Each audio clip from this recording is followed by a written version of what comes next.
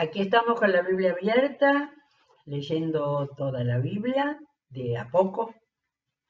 Ahora, ni siquiera de un libro solo, porque en este momento estamos en el Evangelio de Juan, tengo abierto en el Evangelio de Juan, hemos trabajado desde ayer, 2 días ya con Marcos, desde Marcos, y estamos siguiendo un tema, ¿eh? No estamos leyendo un evangelio entero, pero estamos leyendo un tema que nos ha saltado, ¿sí? Esa es una de las formas que muchas veces orienta nuestra manera de leer, ¿no? Cuando estamos en algún capítulo y vemos algo y, bueno, ahora tenemos que mirarlo, seguirlo, trabajarlo para aquello que usamos mucho la palabra, para profundizarlo, para que realmente, no para generar erudición, que el que quiera seguir ese camino es maravilloso en cuanto a la Biblia, pero lo que necesitamos es escuchar, dice que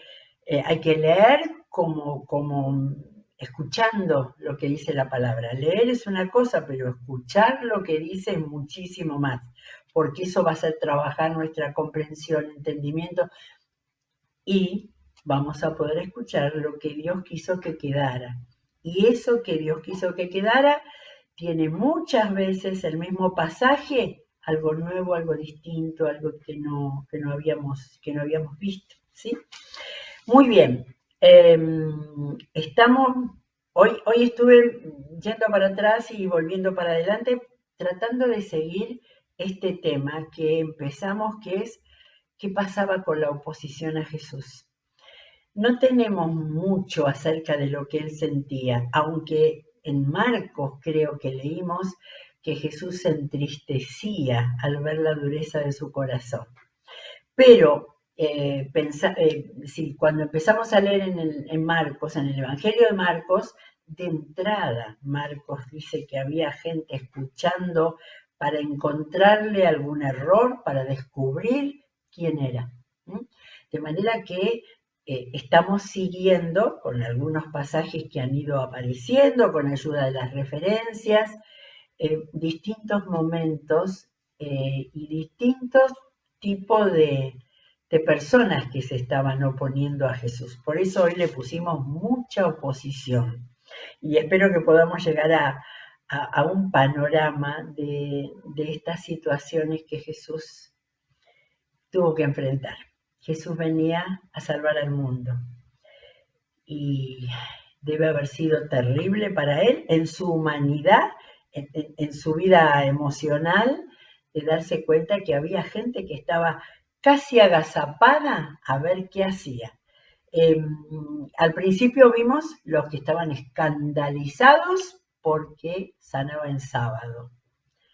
Y poco a poco fuimos viendo características de la religiosidad, que estaba nada más que atada a, a- a la parte ceremonial, cultural, pero no podía ver a Jesús, ¿sí? Y hay muchas cosas, por eso que estos pasajes que estamos leyendo en el Evangelio de Juan, los tenemos que volver a leer por la cantidad de cosas que Jesús estaba diciendo de sí mismo, para que crean, para que lo miren con ojos de fe y para que crean en él. Bueno, empezamos con el capítulo de Juan 5, donde allí yo tengo anotados todos los puntos, pero porque en Juan 5 él le fue diciendo que el Padre lo había enviado, que el Padre lo amaba. Después siguió avanzando porque dijo que el Padre resucita a los muertos y empezó a decir que el Hijo da vida. Sí, en ese mensaje, en ese discurso de Jesús del capítulo 5 de Juan, hay un montón de afirmaciones, son enunciados en los cuales de a poquito Jesús iba diciendo quién era. Y a la vez se iba encontrando con la oposición, pero él hablaba de oír la palabra y al oír la palabra y aceptarla y entenderla y verlo a él, porque era la palabra estaba en vida en un ser humano divino que estaba ahí hablándoles.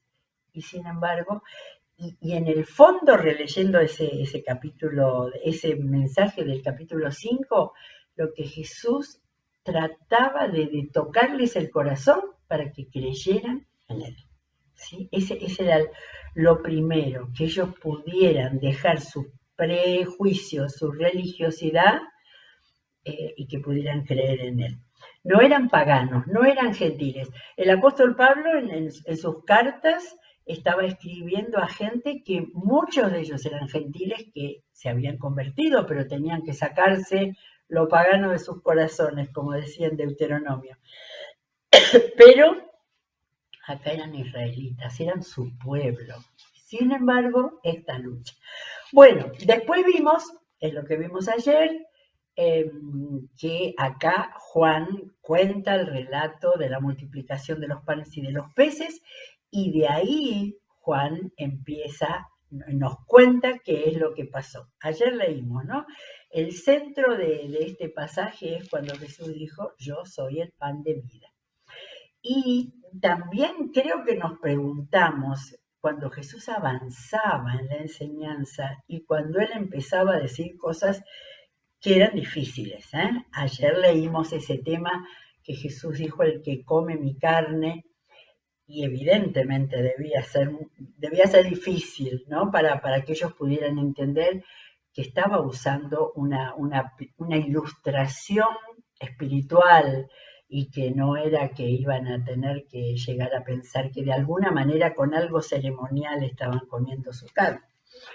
De lo que tengo subrayado en mi Biblia, del capítulo 6, donde Jesús clarificó, digamos, ¿no? Versículo 58 clarificó, este es el pan que bajó del cielo. ¿Se habrá señalado? ¿Habrá dicho este es el pan que bajó del cielo? Los antepasados de ustedes comieron maná, ya lo había dicho, ¿eh? No es que hablaba todo difícil, no hablaba, lo volvía a explicar. Y murieron, pero el que come de este pan vivirá para siempre. Y esa frase de comer de este pan era una figura del lenguaje, ¿eh? Ya vamos a ver después por ahí que va a aparecer la palabra parábolas. Bueno, hasta aquí llegamos ayer. Ahí aparece la primera oposición que teníamos, que decía, muchos de sus discípulos, a ver, estos discípulos no eran los apóstoles, pero era la gente esa que la seguía para escucharlo, para ver si ligaba algún milagrito quizás. Pero después de la multiplicación de los panes y de los peces, la gente que lo seguía se debía ver, la gente multiplicado, ¿no? Pero frente a esta enseñanza, frente a este planteo de Jesús, tan claro por un lado, esas ilustraciones eran difíciles de entender para ellos, exclamaron, esta enseñanza es muy difícil, ¿quién puede aceptarlo? Ahí Jesús les habló y viendo que sus discípulos, o sea, eran seguidores, digamos que seguidores, discípulos es otra cosa, ¿no? Hay que hacer el plan maestro del discipulado para tener bien en claro lo que es ser discípulo. Les reprochó, esto es un reproche. ¿Esto les causa tropiezo? ¿Qué tal si vieran al Hijo del Hombre subir a donde antes estaba? Estaba hablando del cielo. El Espíritu da vida, la carne no vale para nada. Las palabras que yo les he hablado son espíritu y son vida. Sin embargo, hay algunos de ustedes que no creen. Acá sí que estaba clarificando todo el discurso anterior, ¿no? Está diferenciando el espíritu, él está hablando de dar vida, no por comer carne, sino por el espíritu que da vida, y dice la carne no vale para nada, y ahí estaba hablando de lo material. Él sabía que en la mente de esa gente estaba, Jesús nos dio de comer gratis, ¿sí? Y es posible que empiece ahora a multiplicar los panes y los peces cada vez que nos juntamos. Era posible que pensaran eso. Los seres humanos somos así. Pensemos cuando uno solamente sigue a Dios para pedirle cosas. Bien. Y dice acá, eso es lo que creo al leerlo. Sin embargo, hay algunos de ustedes que no creen. Me están escuchando, pero no creen. Es que Jesús conocía desde el principio quiénes eran los que no creían y quién era el que iba a traicionarlo. Ya Juan empieza con el tema, ¿eh? Juan varias veces va a decir eso. Así que añadió, por eso les dije que nadie puede venir a mí a menos que se lo haya concedido el Padre.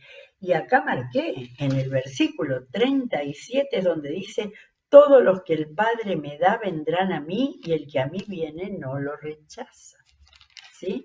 Y después en el 44 marqué que Jesús había vuelto a decir, donde cita a Isaías, a todos los instruirá, dijo, a ustedes los instruirá Dios. En efecto, todo el que escucha al Padre y aprende de Él, viene a mí. Estaban muy unidas las enseñanzas del capítulo 5 y del capítulo 6. Después lo unió con el tema del milagro de los panes y de los peces. Bueno, desde entonces, estoy en 666, muchos de sus discípulos le volvieron la espalda y ya no andaban con él. ¿Sí? Después viene una frase, pero la tengo para después, porque quiero volver a ver, antes de volver a Marcos, capítulo 6, 58, ya lo leímos. Vamos a ir a Marcos, porque Marcos es el que,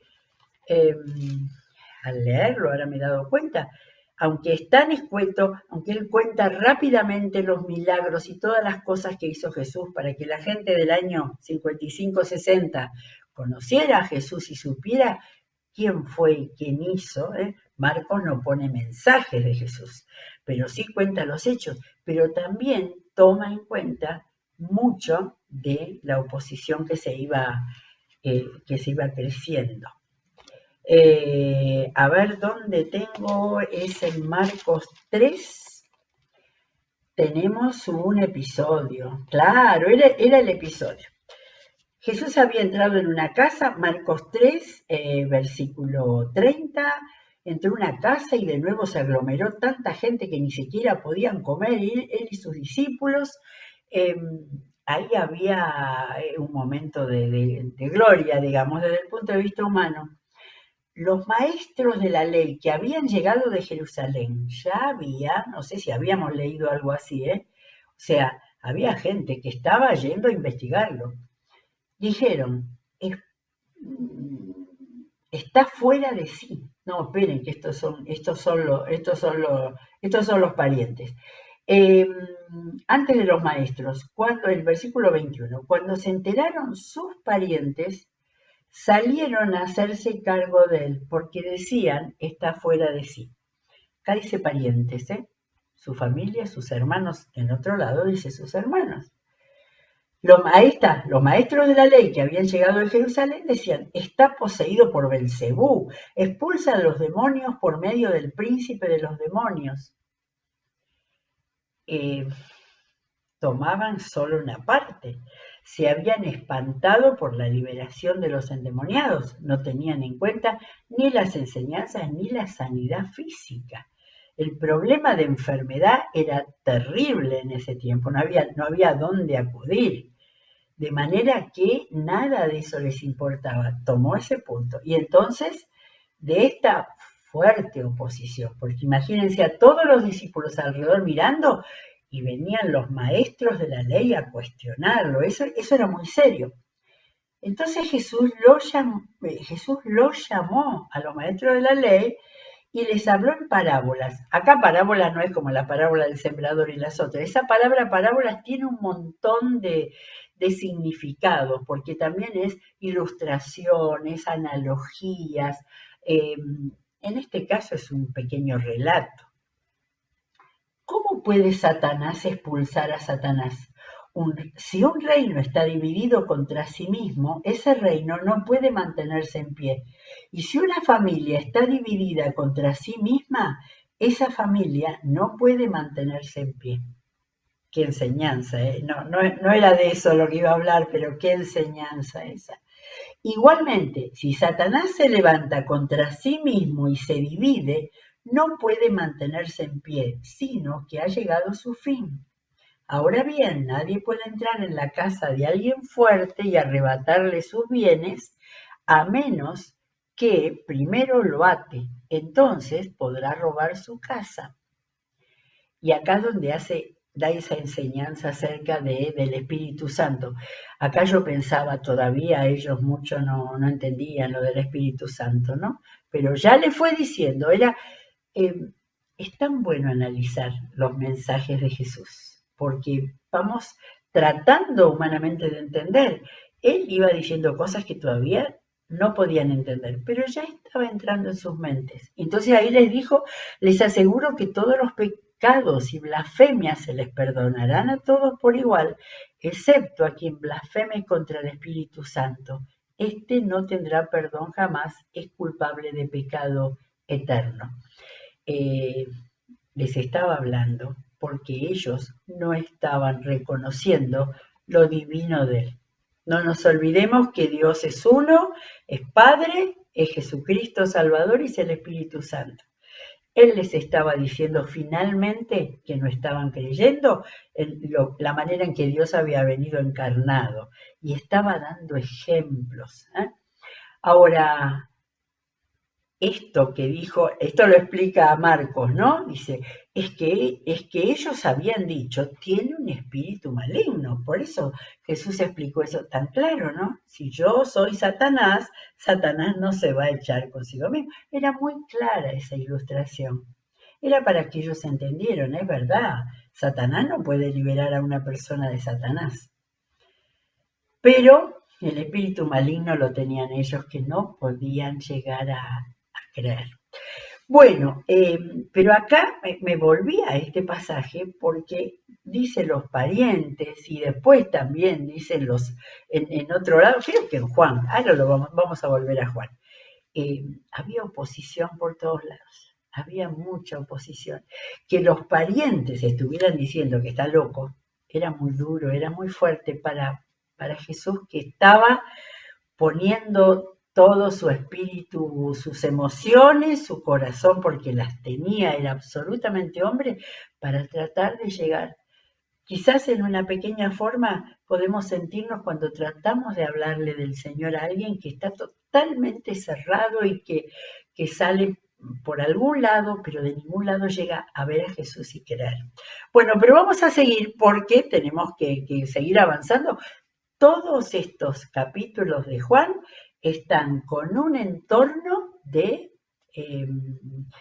de esta oposición que era para realmente enfrentarlo, molestarlo, y ya pronto ya iba a empezar a decir que querían matarlo. Bueno, eh, voy a terminar con el capítulo 6 porque cierra de una manera positiva. Cuando la gente se empezó a ir, Jesús no pensó en él porque él ya sabía, él pensó en ellos, en sus apóstoles. Entonces les preguntó a los 12, ¿también ustedes quieren marcharse? Qué momento, ¿eh? Qué momento clave en la instrucción de esos apóstoles y en el ministerio de Jesús. Jesús sabía la respuesta, pero parecía que estaba abierto a la posibilidad que hasta los apóstoles se fueron. Señor, contestó, ¿quién iba a ser? Pedro. Pedro, ¿a quién iremos? Tú tienes palabras de vida eterna. Nosotros hemos creído y sabemos que tú eres el Santo de Dios. Otra de las grandes declaraciones de Pedro, que era el primero que tenía la claridad. Se equivocaba tanto como decía lo más preciso. Ahora, me paré porque para que la palabra nos hable, nos llene, nos haga ver a Dios, Jesús le dijo, Pedro clarificó, tus palabras son de vida eterna. Y dijo vida eterna. Pedro había entendido ya que Jesús venía a traer la vida eterna, por lo cual era muy importante. No le dijo tus palabras son verdaderas, no, vida eterna. Nosotros hemos creído. Jesús estaba buscando que la gente creyera Y Pablo, en nombre de los apóstoles, le confirma que ellos han creído. Y sabemos, creímos y sabemos, la parte de la comprensión, de lo que se llama la cognición, ya sabemos. ¿Qué cosa? Que tú eres el Santo de Dios. Le estaba diciendo, entendemos que eras el Mesías, ¿sí?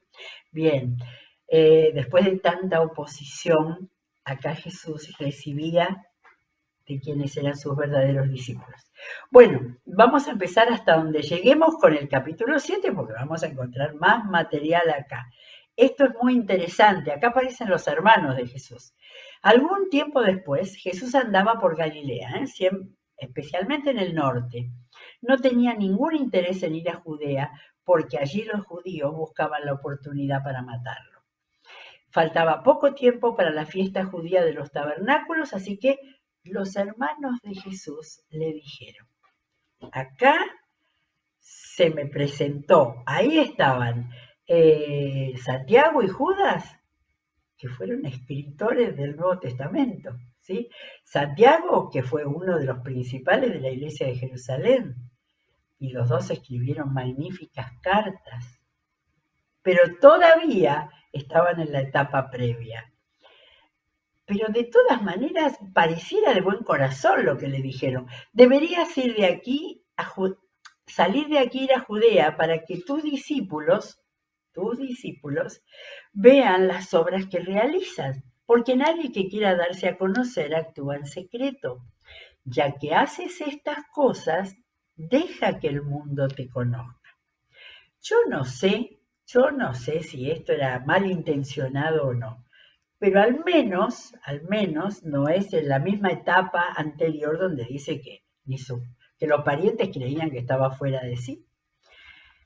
Lo cierto es que, agrega Juan, esto es el relato de Juan, lo cierto es que ni siquiera sus hermanos creían en él.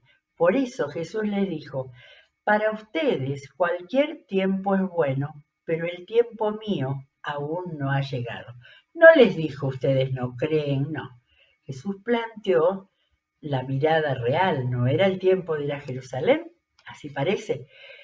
El mundo no tiene motivo para aborrecerlos. A ustedes le dicen, no se preocupen, para aborrecerlos. A mí, sin embargo, me aborrece porque yo testifico que sus obras son malas. No está diciendo porque yo enseño que vengo del Padre. Está diciéndole a sus hermanos que su predicación estaba apuntando a mostrar el pecado, ¿sí? Interesante, porque los otros capítulos que hemos estado leyendo, los otros discursos de Jesús, no apuntaba tanto a eso, apuntaba a presentarse a Él. Leamos de nuevo esos discursos. Entonces les dijo, sus obras son malas, nada más, suban ustedes a la fiesta. Yo no voy todavía a esa fiesta porque mi tiempo aún no ha llegado. Y supongo que ellos se quedaron pensando en eso. Bueno, se quedó en Galilea, pero también después él fue, porque había propósito. Todo lo que hacía Jesús era con claridad y propósito. Fue, pero no públicamente, sino en secreto. Por eso las autoridades judías lo buscaban durante la fiesta y decían, ¿dónde se habrá metido? Seguía la oposición y Juan tenía muy en claro esa oposición. Si Jesús estaba en secreto era porque sabía que lo estaban espiando. Y acá está opiniones de la oposición. Entonces entre la multitud corrían muchos rumores acerca de él. Unos decían, es una buena persona, más o menos, se quedaban a mitad de camino, ¿no? Otros alegaban, no, lo que pasa es que engaña a la gente. Sin embargo, por temor a los judíos, nadie hablaba de él abiertamente. Qué interesante, estoy encantada de haber, eh, bueno, creo que eso el Señor lo va inspirando, ¿no? Con qué seguimos ahora y ver todo este tema de la oposición que está eh, metido en todas partes, porque Jesús estaba siendo cuestionado. Bien, Jesús llegó a la fiesta y encontró, versículo 15 del capítulo 7, los judíos se admiraban y decían, ¿de dónde sacó este tanto conocimiento sin haberlo estudiado? ¿Sí? Es una mirada diferente de la gente. Y acá tenemos un pequeño mensaje de Jesús a esa gente en ese momento que lo seguía admirado. Mi enseñanza no es mía, replicó Jesús, sino del que me la envió. Mensaje del capítulo 5.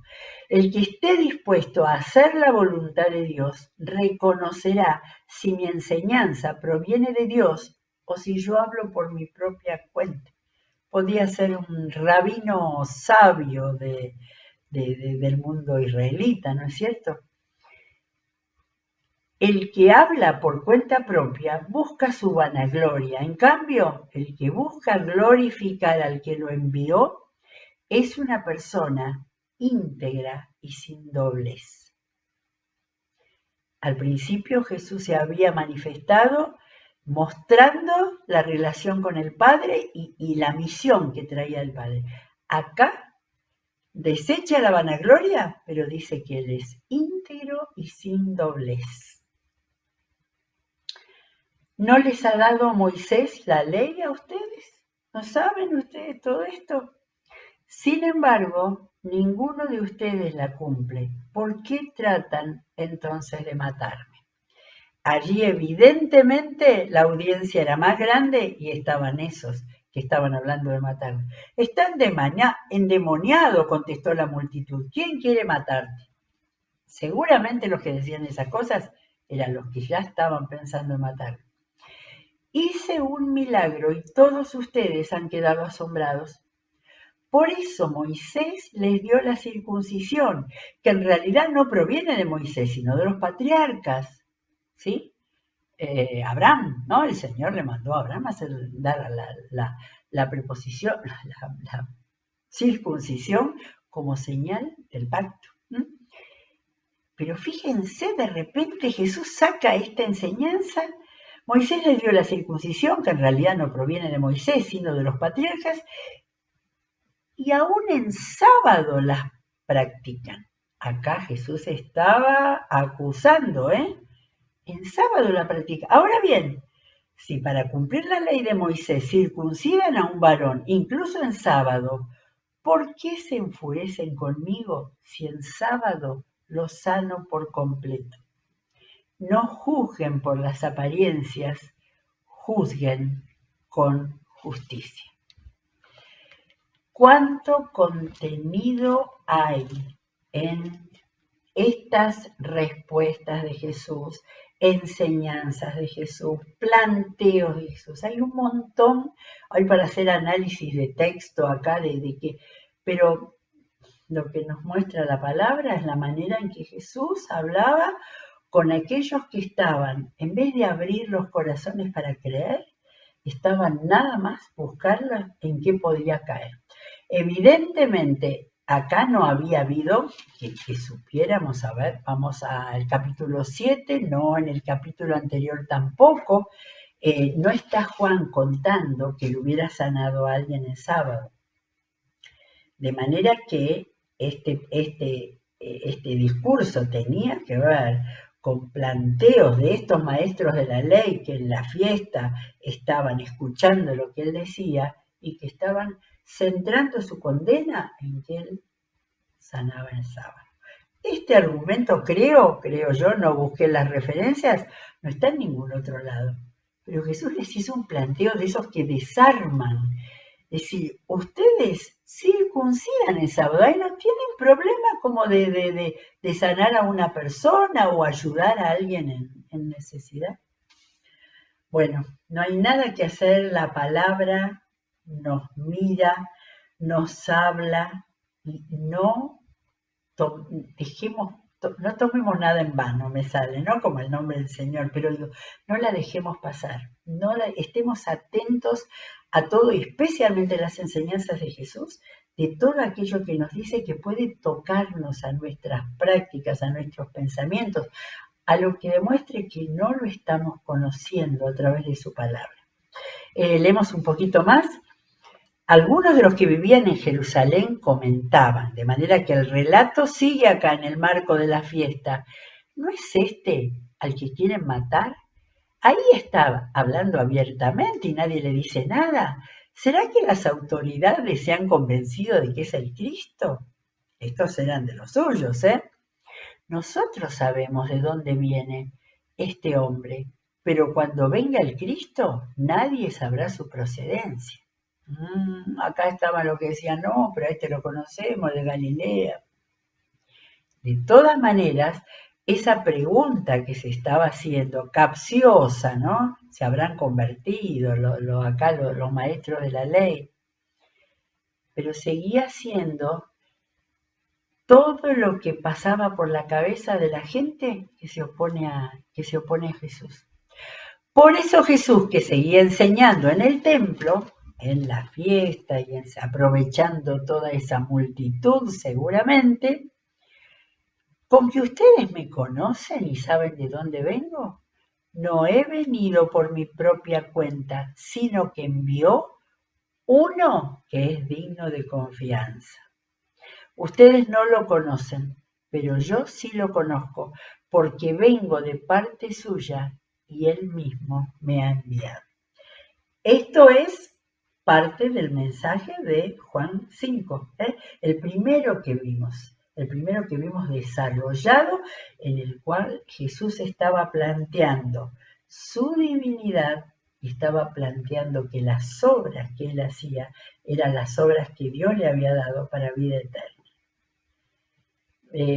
Creo que es muy interesante mirar esto, porque nosotros estamos rodeados de oposición, el Señor está rodeado de oposición de muchas maneras, con muchos argumentos, de la gente que prefiere atarse a cualquier ideología y no está reconociendo al Señor de señores, Rey de reyes, que vino a la tierra para mostrar las obras del Padre y dar la vida eterna. Bueno, pasajes estos que sirven para hablarle y para ayudar a leer a una persona que está conociendo a Jesús. No dejemos de tomar en cuenta lo valioso de toda esa presentación que en distintas ocasiones Jesús fue haciendo. Hoy leímos de un discurso en Galilea y hoy leímos de la fiesta donde él había bajado a Jerusalén. Muy bien, llegamos hasta acá y seguiremos. Estamos en el capítulo 7, versículo 36, creo que sí, pero vamos a volver a unirlo, porque cuando volvemos a tomar la Biblia, tenemos que volver atrás para poder entender el hilo de lo que se está hablando. Que el Señor nos bendiga, seguimos leyendo la palabra.